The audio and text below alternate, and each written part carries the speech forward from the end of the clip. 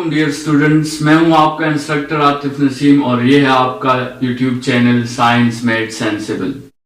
आज के लेक्चर में हमने जो हमारा चैप्टर था कोऑर्डिनेट ज्योमेट्री का, उसको हमने तकरीबन बस लास्ट ही टॉपिक है हमारा उस चैप्टर का। लेक्चर नंबर 11 है। 11 लेक्चर्स कंप्लीट इसके साथ हो जाएंगे कोऑर्डिनेट ज्योमेट्री पर, और इसके साथ हमारा ये चैप्टर भी खत्म हो जाएगा।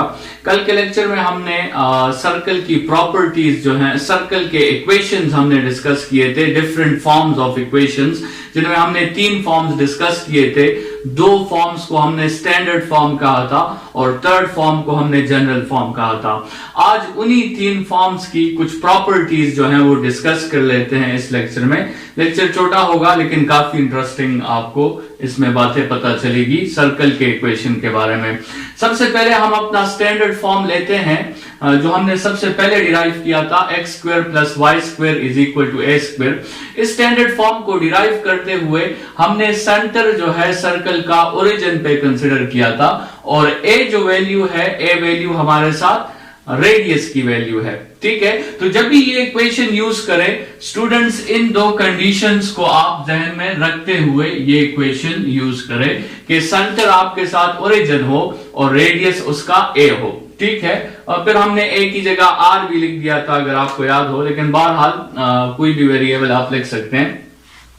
स्टूडेंट्स, अगर इस इक्वेशन में a की वैल्यू आपके साथ 0 हो जाए, ये मैंने इसकी ग्राफिकल रिप्रेजेंटेशन दी है, ये आपके साथ सेंटर है और ये सारे पॉइंट्स जो इन सर्कल पे मौजूद है, ये सारे वो पॉइंट्स हैं जो इस इक्वेशन को आपके साथ सेटिस्फाई कर रहे हैं। स्टूडेंट्स, इस इक्वेशन को जरा आप देखें तो आपको ये इक्वेशन बिल्कुल पाइथागोरस थ्योरम की तरह लगेगा।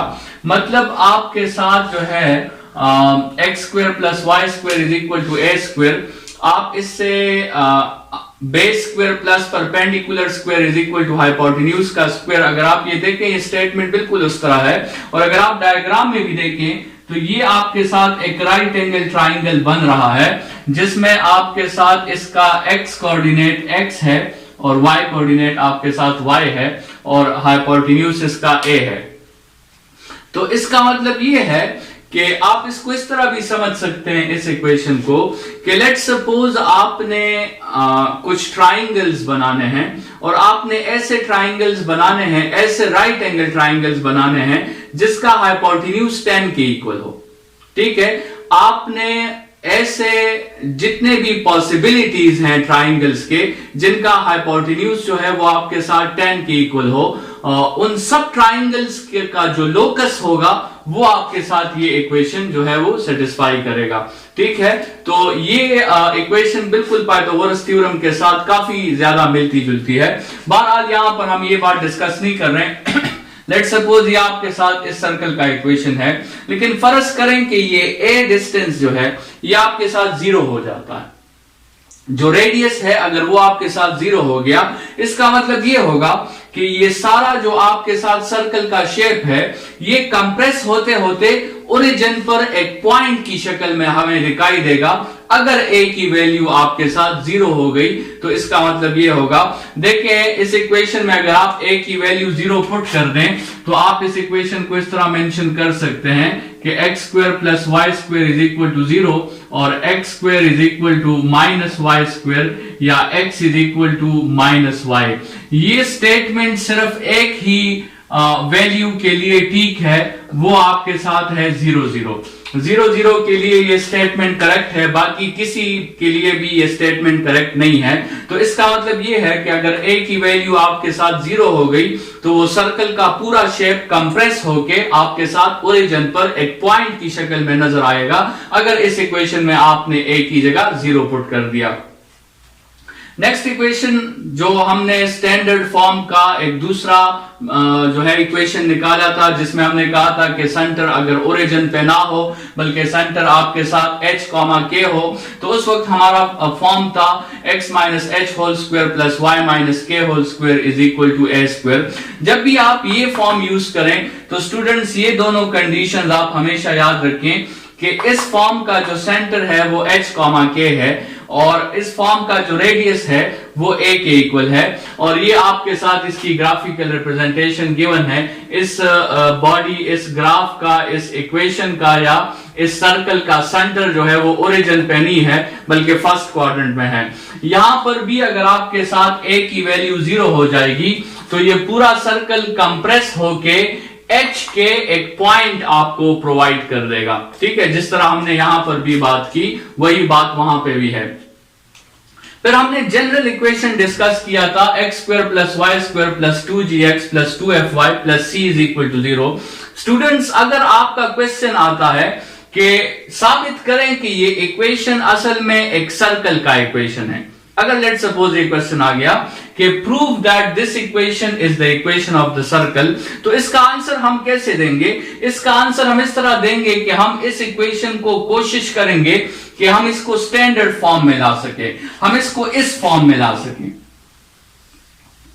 ठीक है, और वो सारा प्रोसेस हमने पिछले लेक्चर में किया था।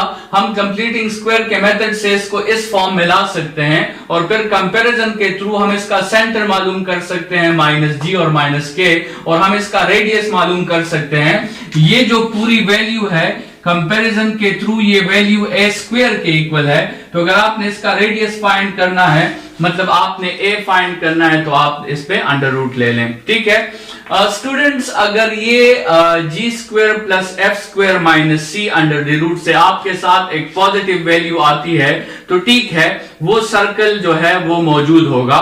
लेकिन अगर इस g square plus f square minus c से आपके साथ 0 वैल्यू आती है तो ये वही केस हो जाएगा जो हमने ऑलरेडी डिस्कस कर लिया है। अगर ये रेडियस 0 हो गया तो आपके साथ वो शेप सर्कल का नहीं होगा बल्कि वो शेप कंप्रेस होके एक पॉइंट की शक्ल में आपको दिखाई देगा, और उस पॉइंट के जो कोऑर्डिनेट्स होंगे वो उस पॉइंट के ये कोऑर्डिनेट्स होंगे -g, -k।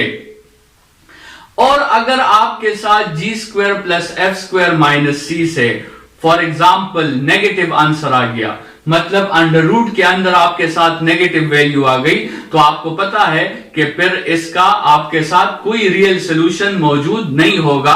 कॉम्प्लेक्स सोल्यूशन मौजूद होगा लेकिन रियल इसका कोई सोल्यूशन मौजूद नहीं होगा।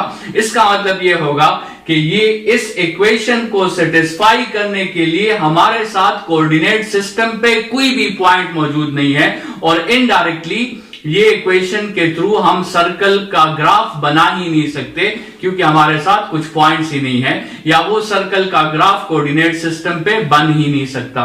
ठीक है, ये मुख्तलिफ कहने के तरीके हैं। स्टूडेंट्स, इन सब इक्वेशंस में आपको जो है बहुत खास बातें, एक दो बातें जो है वो आप नोट करें जो बहुत जरूरी है। इन सब इक्वेशंस में अगर आप देखें, अगर आप इस फॉर्म में देखें, इस फॉर्म में देखें या फिर इस फॉर्म में देखें, इन तीनों इक्वेशंस ऑफ सर्कल्स में आपको अंदाजा हो गया होगा कि x स्क्वायर और y स्क्वायर का कोफिशिएंट हमेशा सेम होता है। यहां आप देखें तो यहां भी x स्क्वायर का कोफिशिएंट 1 है और यहां भी x स्क्वायर का कोफिशिएंट 1 है, यहां भी x का कोफिशिएंट 1 है, यहां भी 1 है, और यहां भी आप देखें x स्क्वायर का कोफिशिएंट 1 और 1 है। जरूरी नहीं कि ये 1 और 1 हो, लेकिन x स्क्वायर और y स्क्वायर का कोफिशिएंट हमेशा सेम होगा। उनके साइंस भी सेम होंगे, +1 मतलब साइंस भी सेम है और उनकी वैल्यू भी सेम होगी। तो याद रखें स्टूडेंट्स, सर्कल के इक्वेशन की पहचान के लिए आपके साथ जो पहला स्टेप है वो ये है कि आपने चेक करना है कि x स्क्वायर और y स्क्वायर के कोफिशिएंट्स जो है वो सेम है या नहीं है। अगर वो सेम है तो वो इक्वेशन सर्कल का हो सकता है। दूसरा, आपने ये चेक करना है, इन तीनों इक्वेशंस में आप चेक कर सकते हैं कि कोई भी टर्म ऐसा नहीं है जिसमें x y दोनों कंबाइन हो। आप इस फॉर्म में देख लें, इसमें x y वाला टर्म कोई भी नहीं है, इस फॉर्म में तो है ही नहीं, और इसको अगर आप एक्सपेंड भी कर लेंगे इन फार्मूलाज को, आपको कोई भी टर्म ऐसा जो है नहीं मिलेगा जिसमें x y दोनों मौजूद हो। तो दूसरा स्टेप आपने ये चेक करना है कि क्या उस इक्वेशन में x y मौजूद है या नहीं है। और तीसरा जो है, जो हमारा लास्ट कंडीशन है जो हम सर्कल के लिए चेक करते हैं, last but not the least, circle जो है हमारे साथ एक क्वाड्रेटिक इक्वेशन होना चाहिए। आपके साथ ये एक क्वाड्रेटिक इक्वेशन होना चाहिए, but this is in 2 variables.